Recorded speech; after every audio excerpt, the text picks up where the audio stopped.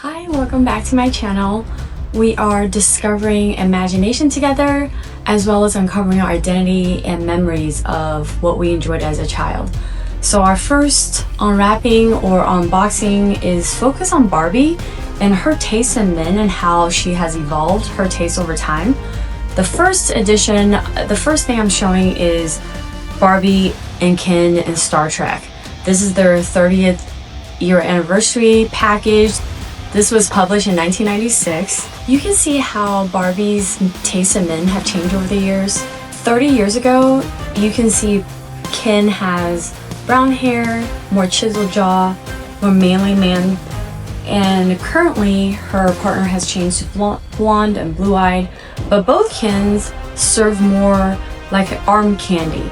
They're more like an accessory to Barbie and less about who they were as individuals, more about how do they support Barbie and what they can contribute to Barbie's world, and less about who they are as people and what their internal conflicts are and their own feelings. So Barbie is really the center of all this, and Barbie has real hair and they have plastic hair.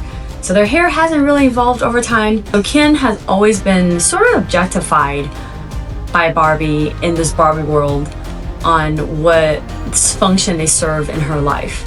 And it evolved from this manly man and arm candy to more of a partnership and more friends and more best friends and living a life together that is mutually respectful and focusing on building a life together. And so let's talk about this specific edition, Star Trek.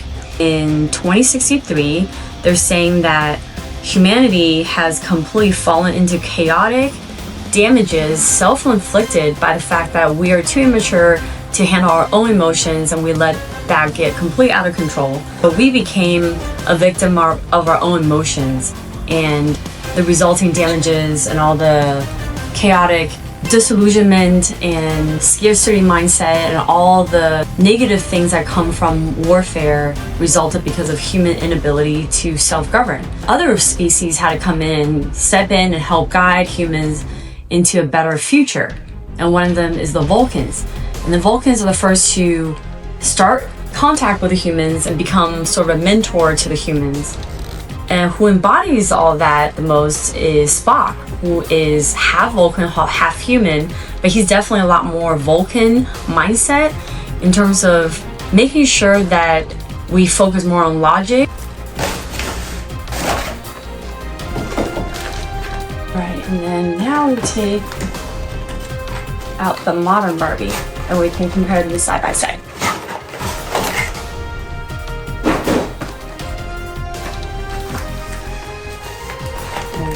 Two Barbies and her Kens. Okay, so now we have the two Kens and the two Barbies.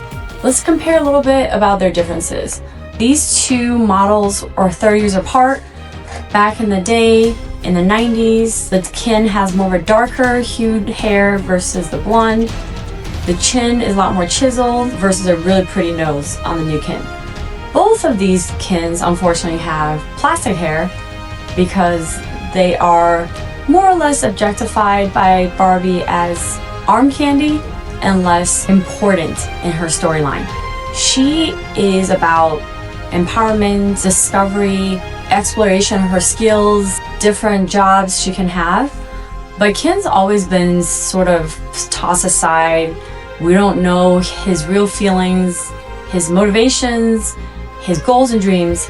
Now, looking at the differences in terms of aesthetics of what she preferred, back then men were simpler, I would say. Provide for me, go stand there and look pretty. Now, he has a lot more accessories that is supportive of a partnership feel where she has a best friend, she gets to experience life on a daily basis, and they connect more in a personal way instead of in a structured way.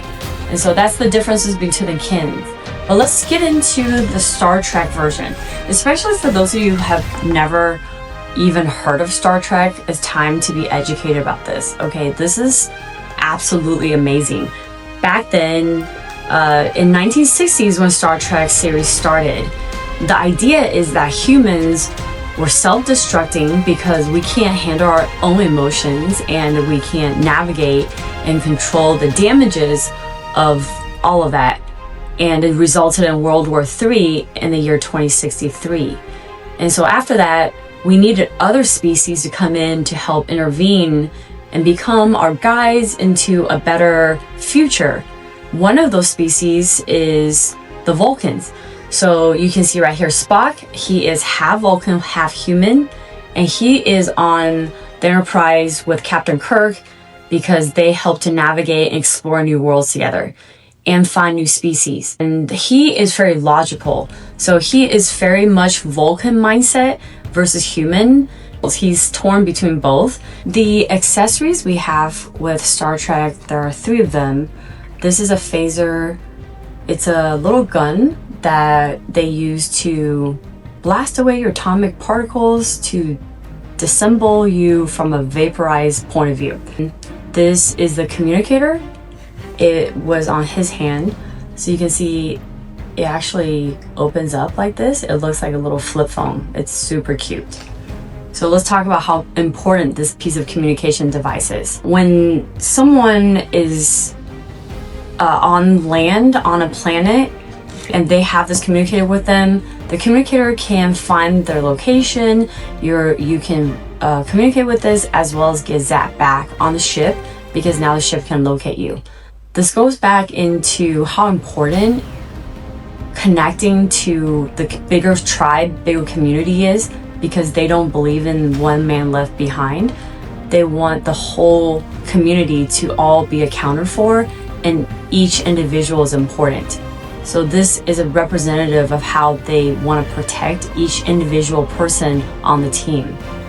She's holding the tricorder, which looks like a little radio type thing, but back in the day, this is a pretty powerful tool.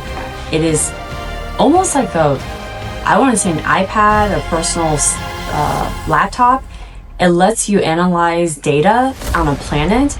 You can take this and analyze the structure of the environment, find out what species this is, and it stores the data for you. It's almost like a Wikipedia, ChatGPT, Google combined, where you can ask questions, figure out what things are, and analyze the data. So this represents their belief in the scientific method. They believe in finding information and utilizing that information to create better decision-making process so that we are making decisions based on logic and less on emotions. And the most important thing about their mindset is when they discover all these different species and planets, their job is to really connect and to carry out this diplomatic, utopian-like society and not really to intervene.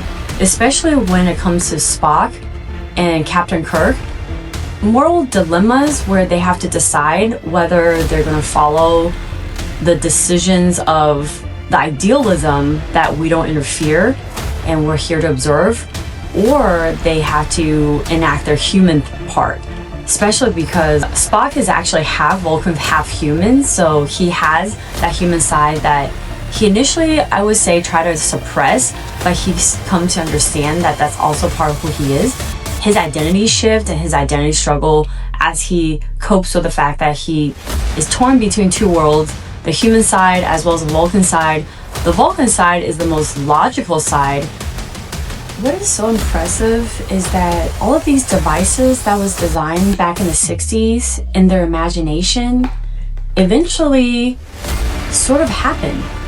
Especially because the functionality and the purpose it serves is mimicking our current technology that we have. When they decided, back in the day, they didn't have wireless anything. We kind of take everything we have today for granted, but we should look into the sci-fi influences in humanity, essentially, and see the connection between when these things were discovered versus when the ideas were introduced. The ideas came first before the things became real. One of the most important things about all of these technology is that they pre-existed reality, which is interesting because when the creators of the internet and the computers, things like that, when they were kids, this show existed. And so I would love to find out if they were influenced by these shows, because the ideas were already in their minds as they played as a kid that this was possible, at least in their imagination. That's why imagination is so important, because if you believe it's possible, you can make it happen. And this personalized computer thing, the idea is you can carry so much technology and power and knowledge on you that you can make better decisions. That's providing more safety in how you navigate a new society, a new environment, and a planet. And Spock is one of the most strong proponents of trying to suppress his human side, because he didn't want the chaotic mess of emotions. He felt that was a distraction or a weakness.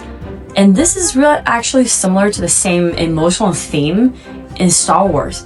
And I know Star Trek and Star Wars fans are completely on polar opposites of the spectrum on how you feel your world's more interesting, more important. But both worlds have a valid point that this constant struggle between emotional side and the logical side is what makes us humans so complicated and so complex and interesting. Because we're not robots. We can't exactly just function like a robot where we make decisions based on logic all the time. That's not who we are. In fact, that makes us feel disconnected from ourselves, and it doesn't feel good. If we are completely passionate and we just let feelings completely control us, and we lose intelligence, and we lose the scientific method of investigation, of using data-driven facts to help us make better, smarter decisions, then we can't evolve as a species. So these are very interesting dichotomies in the discussion of what it means to be human, which is very interesting for both of the worlds to introduce these ideas. And next, I will be talking about, obviously, Kylo Ren. And Kylo Ren is one of my favorite characters, by the way, even though that's Star Wars and Star Trek. I like both. I do think that both have a very strong place in society, and kids should know about it. Even though this is on the older side, ask your parents, ask your grandparents if they grew up with this and if they liked it, and if they were influenced by these ideologies. I'm sharing some dates that's important to know. 1964 is when Star Trek first aired. 1977 is when Star Wars aired. And so there was about a 10-year difference between the two, a little bit more than 10 years. And then 83 is when the internet became a reality and personal computers became reality. Everything started happening where the world's connected. We can imagine a world where not everything has to be wired. We started moving towards progress. 1973 is when the first cell phone started making an appearance, and it really wasn't commercially available until 1996. So if you look at the sequence of what happened with all of these events, 1939 to the 1940s is when World War II happened. Then you create this imaginary world where you're talking about World War III with the after effects and emotional damages of that generation feeling the effects of World War II in the 1960s episodes of Star Trek. There you get introduced to all of these new technology, like the communicator and the tricorder and the phaser. The biggest struggle that Spock and Captain Kirk had was this moral dilemma with the Prime Directive. What that means is it's a law of non-interference, which means when you are in an environment, you're not here to alter or change what is already pre-existing and the internal workings of this species or environment. You're here to observe, to learn, and to move on, not to interfere. Sometimes, let's say you're in National Geographic and you're watching a turtle, but the turtle fell and now it's on its back and it can't move on all fours. And you're a cameraman, technically your job is to film and document nature. But it would just take you one little step to help the turtle get back on its feet. And what do? If you did that, yes, you helped this turtle, but you're not here to help all the other turtles. Genetically, the turtle is predisposed to becoming vulnerable in moments when they fall over and now upside down. And how do they get back up? And are they frying in the sun and that's the end of their life? Or can you intervene at this moment and save their life? That's basically a moral dilemma, because yes, you can save this one turtle, but can you save all the turtles? And should you save this one turtle? Because genetically, they need to evolve where the ones who knows how to flip themselves back should survive. So that's the whole ethical dilemma in Star Trek. But then in Star Wars, you also have the differences between Sith and the Jedi. And it's really hard to really fully understand both in a way, because Jedis are so disconnected with their emotions, sort of like Spock. They're kind of similar because they want to essentially fulfill their Vulcan identity, which is we are logical and we're not going to make emotional mistakes like humans that has caused World War III. We will lead a better future. Whereas the Jedi feels that the importance is protection and the betterment of the entire society, and you want to keep your emotions out of it because emotions can distract you and cause you to make mistakes in your decision making. It's the same problem. The Vulcans doesn't want to make mistakes based on emotions, and neither do the Jedi. However, you're also withholding something from humanity called actual emotions. We're not robots, and we're not designed to be robots. And what's interesting about us as a species is that we do evolve, and we do learn, and we do make mistakes. And part of our emotions is what makes us human.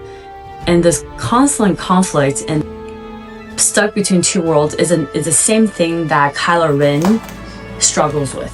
So he also started feeling connected to both sides because he was trained as a Jedi, but he also feels that my passion, my identity, what I want to accomplish for me, as selfish as it may seem, is a human right. Your self-agency, your ability to make your own decisions and determine your own future is your right. And taking that away, that free will away from you, not letting you feel love, not letting you feel the connection, that is torture to him. And so he also struggles with which side do I identify with and who am I really? Because pure Jedi would never let their emotions control their behavior, and they wouldn't prioritize it. So you're taught an ideology that emotions are not something to be prized and something to be encouraged and something to be understood, but something to be suppressed and to be seen as bad and to be seen as the path to the dark side. But what if that's not true? Let's compare these two Barbies. So back 30 years ago, this Barbie actually feels heavier than the newer Barbies. These Barbies also have joints. So this Barbie's leg goes straight up and down. You cannot bend them at the knee. However, this Barbie you can. So if you want to listen to when I bend the joint,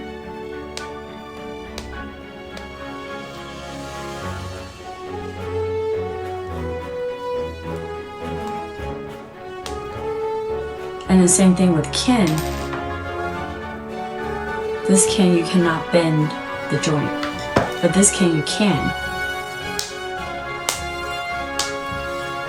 So if you want to get an older Barbie in the 90s, they feel heavier, their legs actually bend with joints, and they can hold on to their accessories because they usually include a little hole on their hand so they can hold on to their things like their communicator. And so these are differences with the new Barbies and the older type Barbies. If you want to buy your loved one something that's classic, look into one of these older type of Barbies versus the new one. If you want something more fun and pink and energetic, buy the new one. So those are the main differences between the Barbies.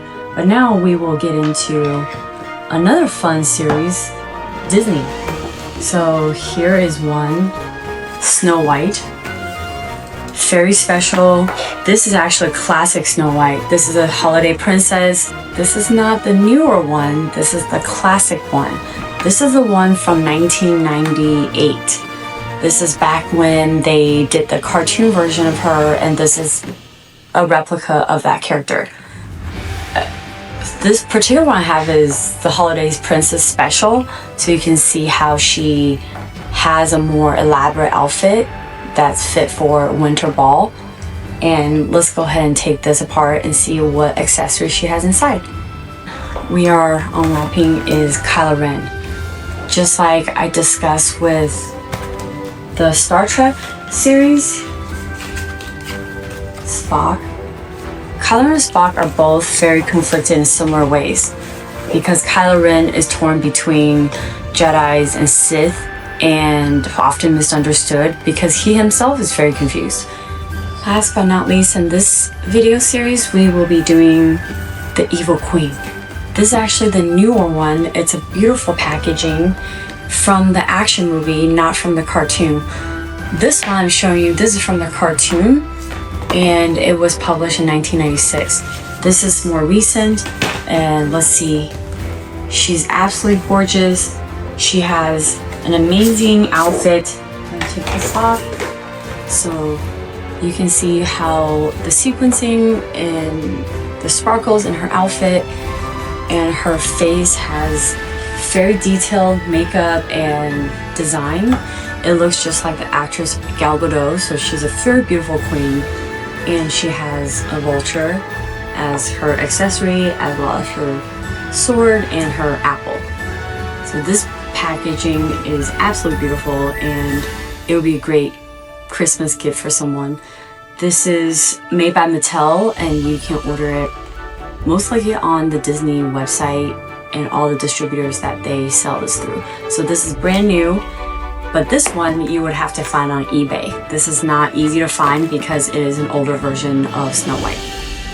So let's go ahead and dive in and see what these characters have in terms of the details of their design. This was created in the 90s with much more detailed joints than the current Barbies do.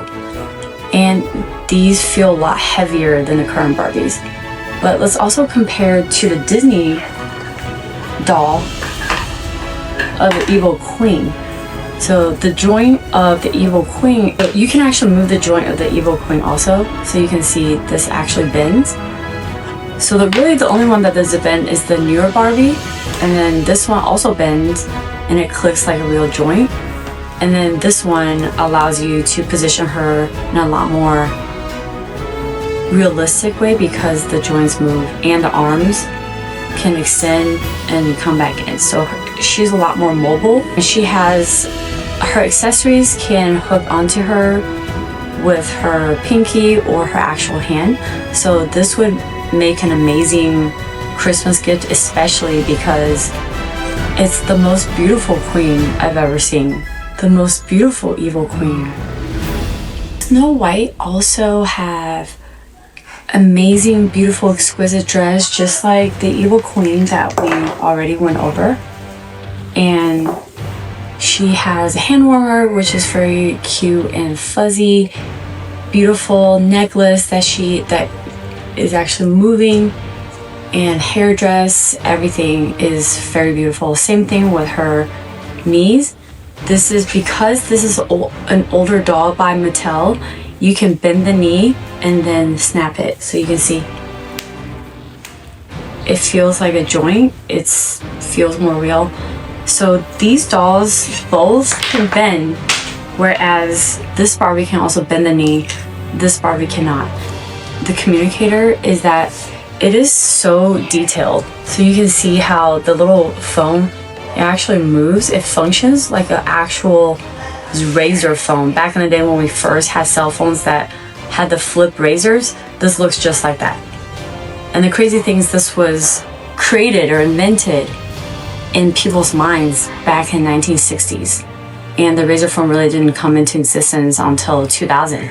So it took 40 years for us to get this to become reality, which is amazing. The older accessories for Barbie made by Mattel 30 years ago have a lot more detail.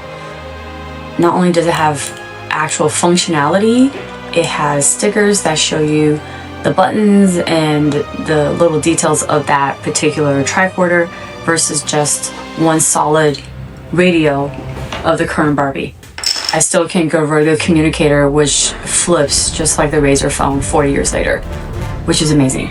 So now we will look into Kylo Ren, which is one of my favorite characters in Star Wars because I feel he's very underrated in how much of a personal struggle that he had to confront. This one in particular can also speak. And I really like his particular journey that he's went through, and I didn't particularly enjoy the ending of his fate. And finally, here's my favorite character, Kylo Ren from Star Wars. Actually, I do have two other favorite characters. He's not the only favorite character. I actually have top three.